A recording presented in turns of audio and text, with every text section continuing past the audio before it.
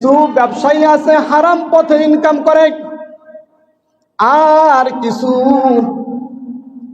কৃষক আছে তারাও সম্পদ হারাম পথে ইনকাম করে। সেটা কিভাবে? কৃষক যখন চাষাবাদ করে তখন নিজের জমির পাশে যখন একটা আইল থাকে, নির্দিষ্ট জায়গা থাকে, তার জমিনের শেষ মুহূর্ত সেইখানে একটা আইল থাকে। ওই আলির ভিতরে সে লাঙ্গলটা যখন চালায় একটু ঘুরায় ধরে, তল দিয়ে মাটি নিয়ে যায়, আরেকজনের জমির দিকে একটু হেলায় দেয়। এভাবে সে হারামভাবে ইনকাম করতে থাকে, ফসল ফলাইতে থাকে, আর তার সম্পদ হারাম হয়ে যায়। ঠিক কিছু ব্যবসায়ী আছে তারাও হারাম পথে ইনকাম করে। তারা হলো ওই সমস্ত ব্যবসায়ী যারা মাপে কম দেয়, এক কোম্পানির মাল বলে আর এক কোম্পানির মাল চালায় দেয়, ওজনে কম দেয়। সুতরাং তাই না, আরো করে তারা নিম্ন মানের মান উন্নত মানের মাল বলে চালায় দেয়। এজন্য নবী বলেন, আত-তুজ্জারু ফুজ্জারুন ইয়াউমাল কিয়ামাহ। অন্য হাদিসে আছে, আত-তুজ্জারু ইউহশারুনা ইয়াউমাল কিয়ামাতি ফুজ্জারান ইল্লা মান ইত্তাকা ওয়া বাররা ওয়া সাদাকা আও কামা ক্বালা আলাইহিস সালাতু ওয়াস সালাম। কিয়ামতের দিন সৎ ব্যবসায়ীরা ছাড়া সবাই গুনাহগার অবস্থায় আল্লাহর কাছে হাজির হবে। ৪ নম্বর প্রশ্ন, ওয়াফিমা আনফাকা, তোমার সম্পদ কিভাবে ব্যয় করেছ? হালাল পথে ব্যয় করেছো না হারাম পথে ব্যয় করেছ? গান বাজনা হারাম আমরা সবাই জানি। গানের অনুষ্ঠানে যদি কেউ টাকা পয়সা দিয়ে সহযোগিতা করে তাহলে সে হারাম পথে তার সম্পদ ব্যয় করলো, আর কিয়ামতে ৪ নম্বর প্রশ্নে সে ধরা খাবে। ৫ নম্বর প্রশ্ন, ওয়ামাযা আমিলা ফীমা আলিমা আও কামা ক্বালা আলাইহিস সালাতু ওয়াস সালাম। দ্বীনের জ্ঞান যতটুকু অর্জন করেছিলে সেই অনুযায়ী আমল কতটুকু করেছ? আমি জানি সত্য কথা বলতে হবে, মিথ্যা বলতেছি। ৫ নম্বর প্রশ্নে আমি বাধা হয়ে যাব। আমি জানি নামাজ ৫ ওয়াক্ত পড়তে হবে, আমি পড়তেছি না। ৫ নম্বর প্রশ্নে আমি কি হয়ে যাব? ধরা খেয়ে যাব। আমি জানি মানুষকে কষ্ট দেওয়া যাবে না, আমি কষ্ট দিই। ৫ নম্বর প্রশ্নে আমি ধরা খাবো। আমি জানি ফিতনা ফাসাদ সৃষ্টি করা হারাম, তারপরেও করি। ৫ নম্বর প্রশ্নে ধরা খাবো। সুতরাং এখন থেকেই চিন্তা করি যে আল্লাহর কাছে আমার হিসাব দিতে হবে, আল্লাহর সামনে আমার দণ্ডায়মান হতে হবে। আল্লাহ পাক রব্বুল আলামিন আমাদেরকে কিয়ামতের হিসাব নিকাশ সম্পর্কে চিন্তা ভাবনা করে সবাইকে ৫ প্রশ্নের উত্তর দেওয়ার জন্য প্রস্তুতি নেওয়ার তৌফিক দান করেন। যত আমল আমরা করি, ভালো আমল খারাপ আমল, প্রত্যেক আমলের সাক্ষী আছে। কিয়ামতের দিন আমাদেরকে আল্লাহ পাক রব্বুল আলামিন যখন দাঁড় করাবেন তখন আমাদের ভালো আমল এবং খারাপ আমলের ৪টা সাক্ষী দাঁড় হবে। কয়টা? ৪টা সাক্ষী দাঁড় হবে। যদি নেক আমল করি সে ব্যাপারেও সাক্ষী দিবে, যদি বদ আমল করি সে ব্যাপারেও সাক্ষী দিবে। ৪ সাক্ষীর ১ নম্বর সাক্ষী হলো যে জমিনে বসে আমল করব ওই জমিন সাক্ষী দিবে। ২ নম্বর সাক্ষী হলো ফেরেশতাগণ। ৩ নম্বর সাক্ষী হলো আমার অঙ্গ প্রত্যঙ্গ। ৪ নম্বর সাক্ষী হলো স্বয়ং আল্লাহ পাক রব্বুল আলামিন। আল্লাহই তো সব জানেন, সাক্ষীর তো দরকার নেই। আল্লাহ পাক কিয়ামতের ব্যাপারে চিন্তা ভাবনা এবং কিয়ামত যে গুরুত্বপূর্ণ এ ব্যাপারে বোঝানোর জন্য আল্লাহ এই ব্যবস্থা নিয়েছেন। নিজের ব্যাপারেও কোরআনের ভিতর উল্লেখ করেছেন, আমিও সাক্ষী হয়ে যাব। এক নম্বর সাক্ষী, জমিন সাক্ষী দিবে। আল্লাহ পাক রব্বুল আলামিন সূরা জিলজালের ভিতরে বলেন, ইয়াউমা ইদিন তুহাদ্দিসু আখবারাহা, জমিন সব কিছু প্রকাশ করে দিবে। সূরা জিলজালের শুরু থেকে ইযা জুলজিলাতিল আরদু জিলজালাহা, যখন জমিন খুব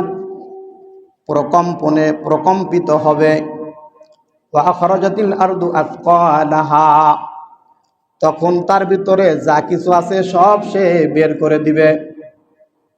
সে যা বহন করতেছিল সব কিছু প্রকাশ করে দিবে।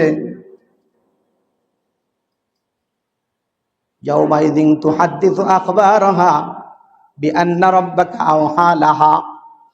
এর পূর্বে আল্লাহ পাক রব্বুল আলামিন বলেন, ওয়া ক্বালাল ইনসানু মা লাহা, মানুষে বলবে জমিনের কি হলো, সে কেন এভাবে কাঁপতেছে।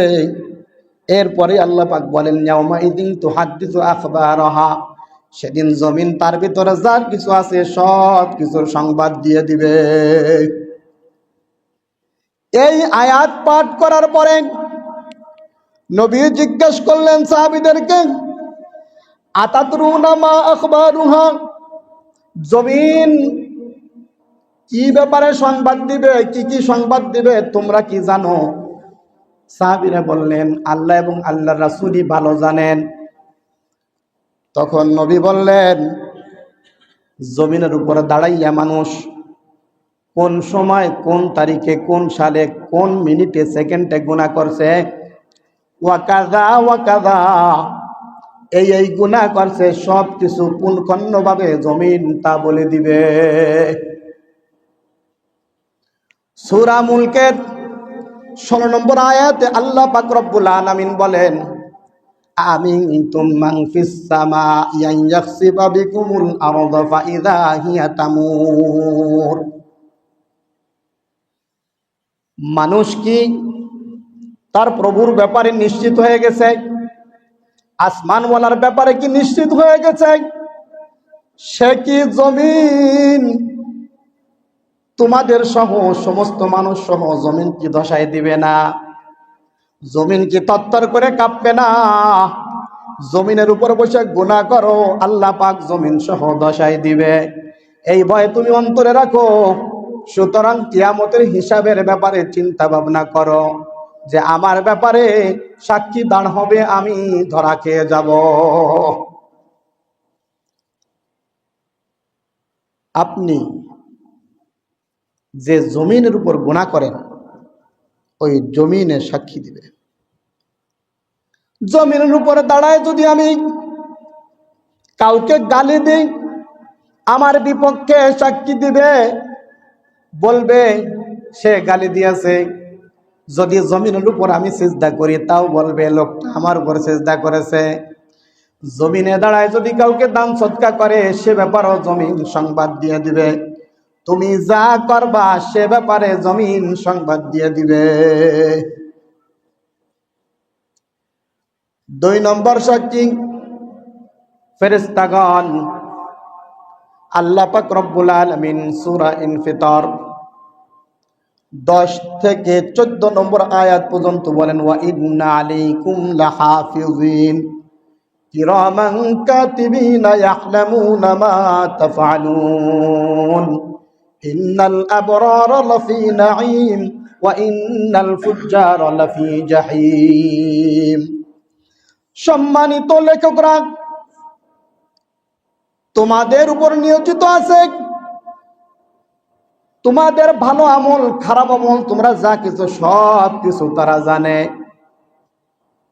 সুতরাং যারা নেক আমল করেছো তারা জান্নাতে থাকবে, যারা বদ আমল করেছো তারা জাহান্নামে থাকবে। আল্লাহ পাক রব্বুল আলামিন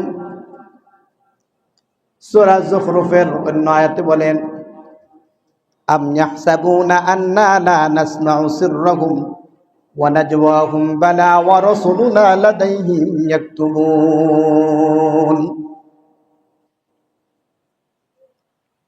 তারা কি ধারণা করে তাদের গোপন বিষয় আমি জানি না।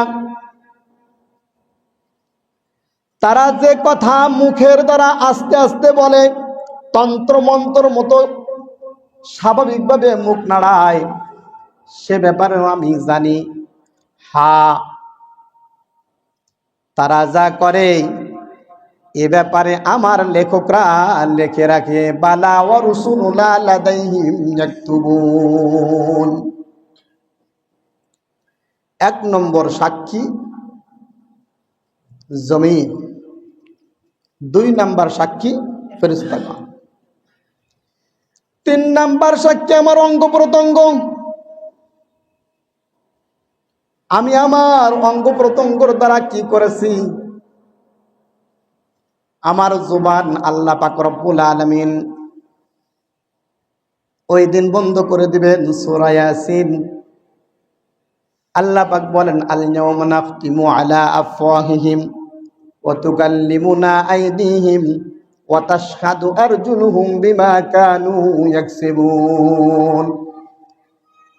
মুখ বন্ধ করে দেওয়া হবে, হাতে সাক্ষী দিবে, পায়ে সাক্ষী দিবে যা যা করেছি। সুতরাং আল্লাহ পাক রব্বুল আলামিনের কাছে ধরা খাওয়ার পূর্বে কিয়ামতে আমার সাক্ষীগুলো আমার বিপক্ষে হয়ে যাবে, বিপক্ষে সাক্ষী দিবে। এই ভয় করে যদি আমরা এখন থেকে চিন্তা ভাবনা করতে পারি, যদি আমরা কিয়ামতের ব্যাপারে, হিসাব নিকাশের ব্যাপারে যদি ভয় রাখি, তাহলে অবশ্যই আমরা দুনিয়ার থেকে নেক আমল করে জান্নাতি হতে পারবো। আল্লাহ পাক সবাইকে তৌফিক দান করেন।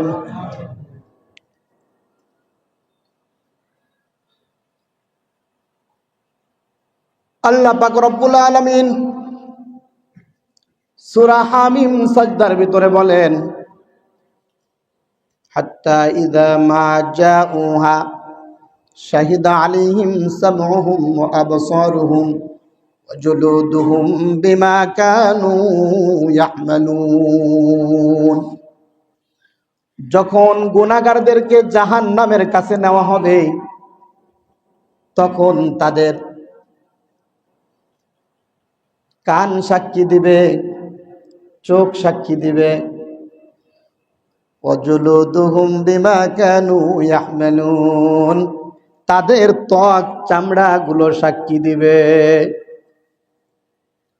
তখন গুনাহগাররা বলবে, ওয়াকালু লিজুলুদিহিম লিমা শাহিদতুম আলাইনা ক্বালু আনতাকানা আল্লাহুল্লাযী আনতাকা কুল্লা শাইইন أنطق كل شيء وهو خلقكم أول مرة وإليه ترجعون। কেন তোমরা আমাদের বিপক্ষে সাক্ষী দিচ্ছ? ক্বালু লিজুলুদিহিম লিমা শাহিদতুম, চামড়াকে বলবে তুমিও সাক্ষী দিচ্ছ। তখন বলবে, হ্যাঁ, আল্লাহ পাক রব্বুল আলামিন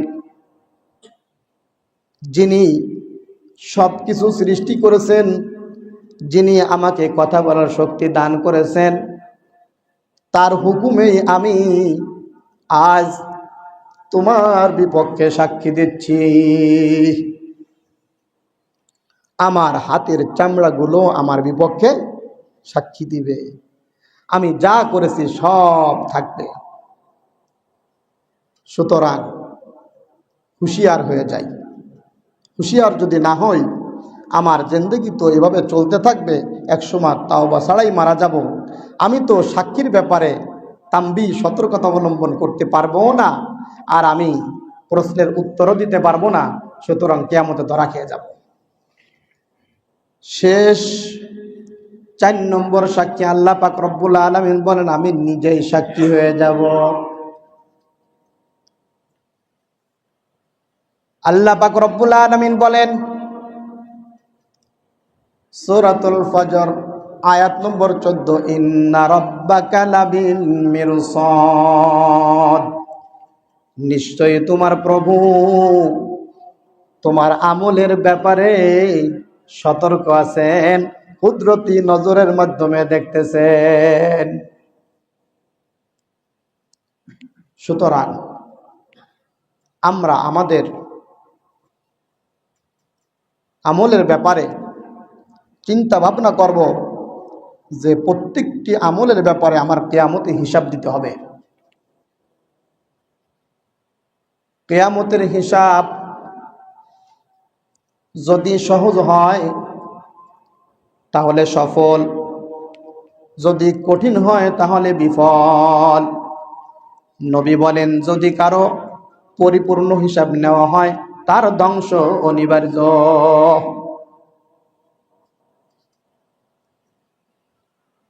আমি তো দুনিয়াতে আসছি, আমার উদ্দেশ্য আছে। আমার উদ্দেশ্য হলো আমি আল্লাহকে খুশি করব, আল্লাহকে খুশি করে আমার জীবন সুন্দরভাবে কোরআন হাদিস মোতাবেক গড়াবো, আর কিয়ামতে হিসাব দেব। আমার হিসাব আল্লাহ দয়া করে সহজ করে দিবেন, আর আমি জান্নাতে চলে যাব।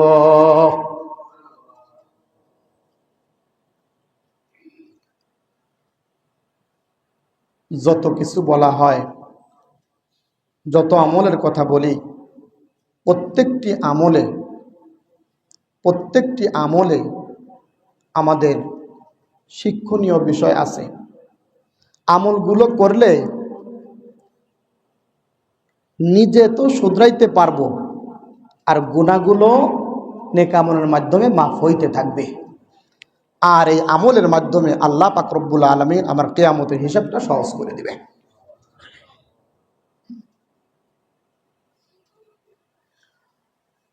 আমাদের কাজকর্ম দেখলে মনে হয় যে আমি মুসলমান, কোরআন আছে, হাদিস আছে,